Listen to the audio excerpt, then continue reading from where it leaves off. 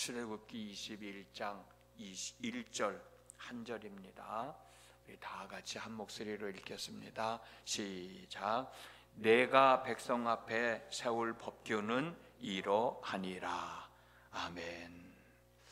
오늘 또 새벽을 깨우셨습니다. 우중인데도 불구하고 하나님 앞에 있는 여러분 한 사람 한 사람 하나님이 기억하시고 여러분들의 기도에 응답해 주시는 은혜가 있어지기를 주님의 이름으로 축복합니다. 하나님은 당신이 백성이 된 이스라엘 사람들이 이제 하나님의 사람으로 어떻게 살아가야 되는지를 가르쳐주고 있습니다. 그 가르쳐주신 내용이 바로 율법이에요. 조금 전에 읽어드렸던 본문 출애굽기 21장 1절에 너는 이 백성에게 다음과 같은 법을 공포하여라. 표준세번역에 있는 말씀인데 모세에게 이렇게 말씀하신 거예요. 이 백성에게 이스라엘 백성들은 누구예요? 하나님의 백성들. 하나님의 주시는 말씀을 순종하며 살겠다. 그래서 하나님의 사람이 되겠다. 또 제사장 나라가 되겠다. 거룩한 백성이 되겠다 라고 언약을 체결했잖아요. 그에게 하나님은 십계명을 주시고 이제 그 백성들이 어떻게 살아가야 되는지에 대한 법을 허락해 주신 겁니다. 이 법이 바로 율법이에요.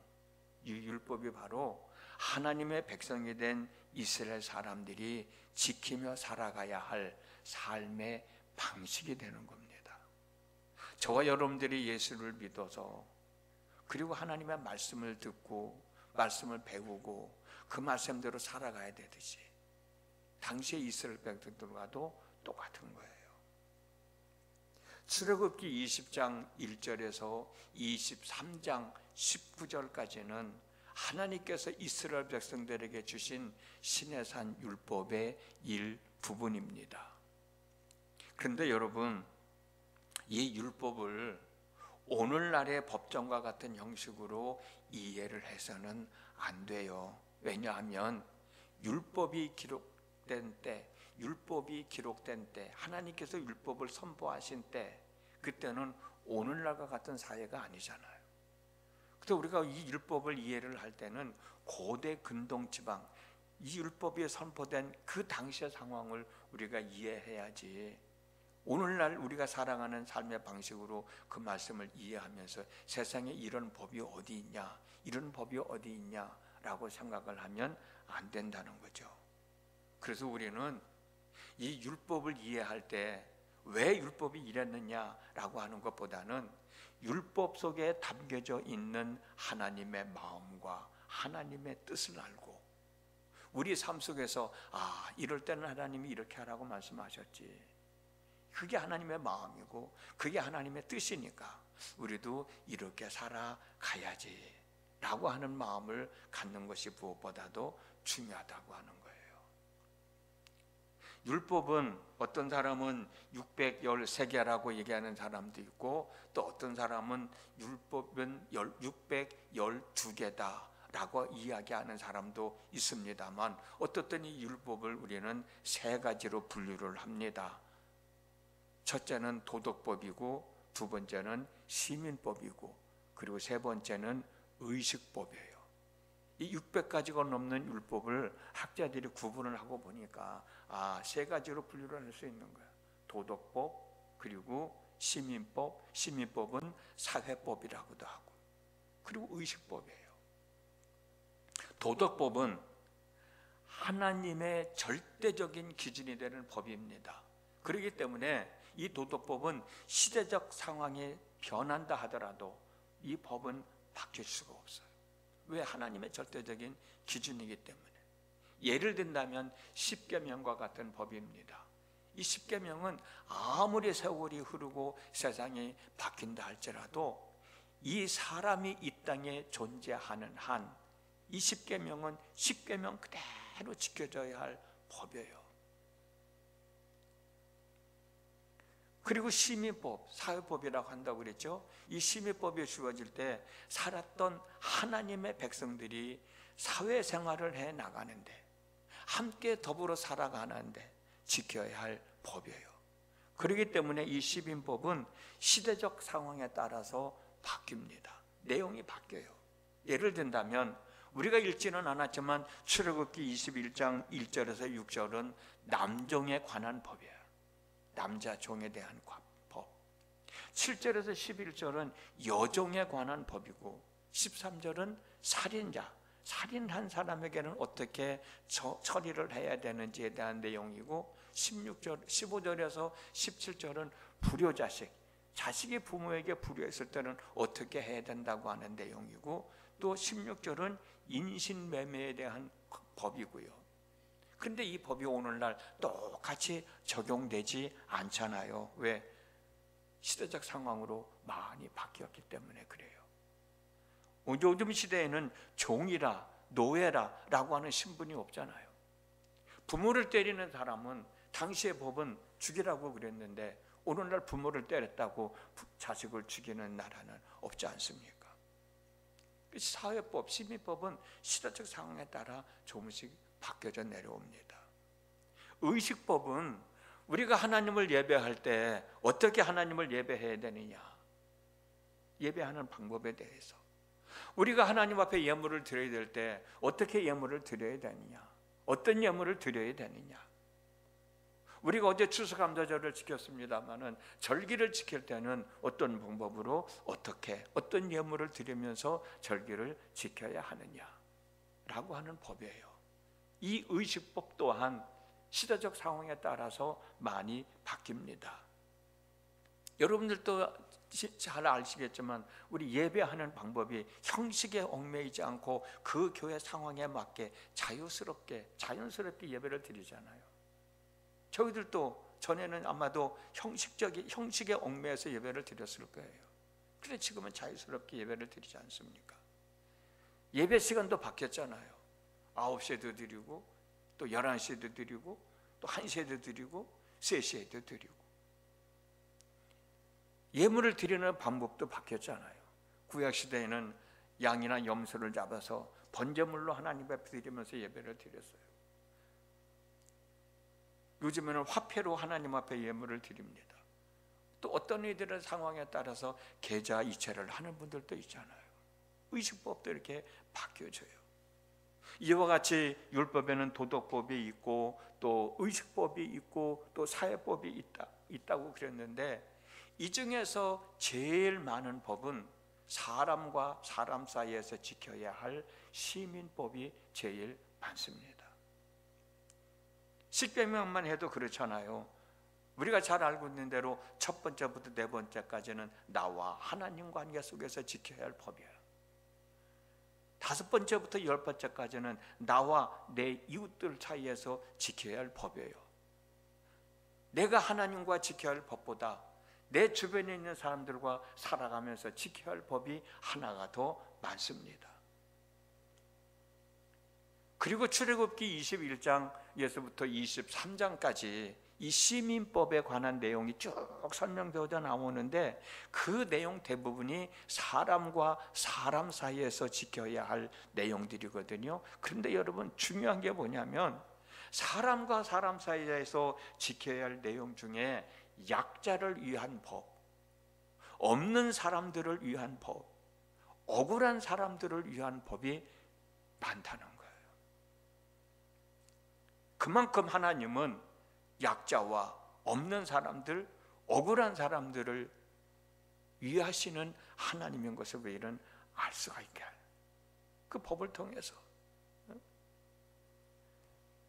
없는 사람들, 연약한 사람들, 억울한 사람들에게는 이렇게 해라, 이렇게 하라고 하는 법이 많거든요. 그건 뭐예요? 그만큼 하나님은 없는 사람들, 약자들, 억울한 일을 당하는 사람들을 위하시는 하나님이라는 사실을 우리가 알 수 있어요. 신명기 10장 18절 말씀을 보면 하나님은 고아와 과부를 위하여 정의를 행하시며 나그네를 사랑하여 그에게 떡과 옷을 주시는 하나님이시라고 설명했어요. 하나님은 분깃이나 기업이 없는 레위인과 성 안에 거류하는 객이나 그리고 고아나 과부들이 와서 먹고 배부를 수 있게 하라고 신명기 14장 9절에서 말씀을 하셨어요. 하나님은 노비와 성중에 있는 레위인과 객과 과부와 고아가 함께 성전에서 즐거워할 수 있게 하라고 신명기 16장 11절에서 말씀을 하셨어요. 하나님은 절기를 지킬 때도 있는 너희들끼리만 지키지 말고 절기를 지킬 때도 노비와 내 성중에 거하는 레위인들과 객과 고아와 과부들과 함께 즐거워하며 절기를 지키라고 신명기 16장 14절에서 말씀을 하셨어요. 이보다 더 중요한 말씀이 또 있습니다. 하나님은 밭에서 있는 사람들이 밭에서 곡식을 거둬들일 때나 종려나무에서 열매를 딸 때나 포도나무에서 포도를 딸 때 다 거둬들이지 말고 다 따지 말고 나그네와 고아와 과부들을 위하여 남겨두라고 신명기 24장 19절에서 21절까지 말씀하고 있어요.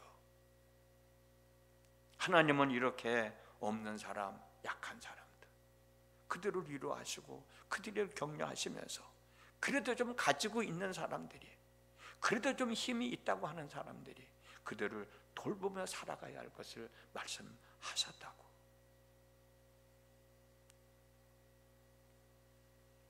하나님은 이렇게 말씀하셨는데, 하나님은 이렇게 없는 사람, 약한 사람, 어려운 사람들을 위해서 살아가라고 말씀하셨는데, 법을 정해 놓으셨는데 우리는 어떠냐고요? 우리는 어떤 마음 갖고 그들을 대하고 살아가고 있나요? 나보다 낮은 위치에 있는 사람이라고 생각하는 사람, 나보다 가난하다고 생각하는 사람, 나보다 배우지 못했다고 생각하는 사람, 그 사람들을 나도 모르게 무시하고 업신여긴 적은 없었는가?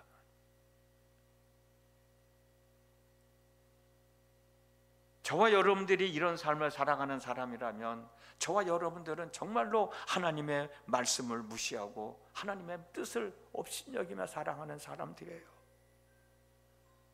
그러면서도 하나님의 말씀을 업신여기고 무시하고 하나님의 뜻과는 상관없이 살아가고 있으면서도 우리 스스로는 하나님의 사람이라고 생각하면서 하나님의 은혜를 구하고 있지는 않은지, 하나님을 예배하면서 하나님 앞에 나와 기도하고 있지는 않은지, 오늘 이 말씀을 통해서 우리의 삶을 한번 좀 뒤돌아봤으면 좋겠다. 서두에서 말씀드린 것처럼 율법이 중요한 게 아니라 율법 속에 담겨져 있는 하나님의 마음, 하나님의 뜻이 중요하니까 우리는 그 마음과 그 뜻을 알고 살아가야 된다라고 말씀을 드렸듯이,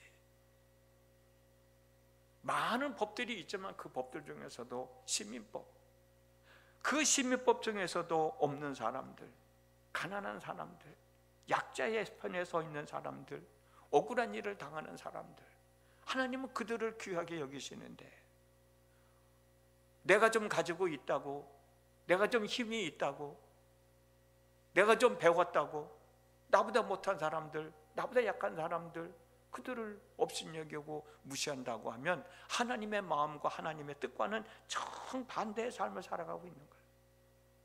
그러면서도 내가 하나님의 사람이라고, 내가 하나님의 은혜를 입혔다고, 그 뭔가 모순된 삶을 살아가서는 안 되지 않겠느냐 말이에요. 하나님은 이웃사랑하기를 내가 내 몸을 사랑하듯 사랑하라고 말씀하셨잖아요. 그만큼 이웃들을 소중하게 여기라는 거예요. 예수님은 이웃사랑하기를 원수들, 내 몸같이 사랑할 뿐만이 아니라 내 원수들까지도 사랑하라고 말씀하셨잖아요. 원수라고 하면 당연히 미워할 수밖에 없지만 그래도 그를 품으라고 말씀을 하셨잖아요. 그렇다고 하면 우리도 그렇게 살아가려고 애쓰고 노력해야 되잖아요. 나를 사랑하는 사람을 사랑한다는 건 누구나 다 사랑할 수 있다고 그랬어요. 나를 사랑하지 않는 사람을 사랑하는 사람, 그 사랑이 진정한 사랑이라고 예수님이 말씀하셨잖아요. 그게 시민법에 포함되어 있는 하나님의 마음이고 하나님의 뜻이라면, 하나님의 사람으로서 살아가야 할 삶이라면 그렇게 살아가야 되지 않겠느냐는 거예요. 나보다 못하다고 생각해서 무시하고 업신여기지 말고 오히려 그들을 불쌍히 여기고 긍휼히 여기는 마음, 그 마음을 가질 때 하나님을 사랑하는 사람답게, 하나님의 사람답게 우리에게 주어진 삶을 추스리며 살아갈 수 있지 않을까요? 저도 마찬가지고 여러분들도 마찬가지고 오늘 이와 같은 삶이 있어졌으면 좋겠습니다. 기도합니다. 지난밤에도 함께 하신 아버지 하나님, 오늘도 저희들에게 귀한 날을 허락하시고 하루를 살아가게 하셨습니다. 오늘 하루를 살아갈 때도 우리는 이렇게 살아가야지, 이 일을 하면서 살아가야지 라고 계획을 하고 다짐하고 있습니다. 그렇게 살아갈 은혜를 얻기 위하여 하나님 앞에 있는데, 하나님은 또 나보다 못하고 나보다 힘들고 어려운 사람들, 고통 가운데 있는 사람들, 억울한 일을 당하고 있는 사람들, 절대로 그들을 외면하지 말고 그들을 귀하게 여기며 살아가라고 말씀하셨습니다. 그것이 하나님의 사람으로서의 살아가는 삶의 일부분이라고요. 하나님, 저희들도 살아가기 힘들고 또 바쁘지만, 때로는 어려운 일도 있지만, 때로는 내 자신이 연약한 사람이고 내 자신이 가진 것이 없는 사람이지만, 그래도 나보다 더 힘들고 어려운 사람들, 살아보려고 애쓰고 노력하는 사람들 무시하지 말고 업신여기지 말고 그들을 위해 기도하고 축복하고 위로하고 격려하며 사랑하는 삶이 있어지게 하여 주시옵소서. 예수님의 이름으로 기도드렸습니다. 아멘.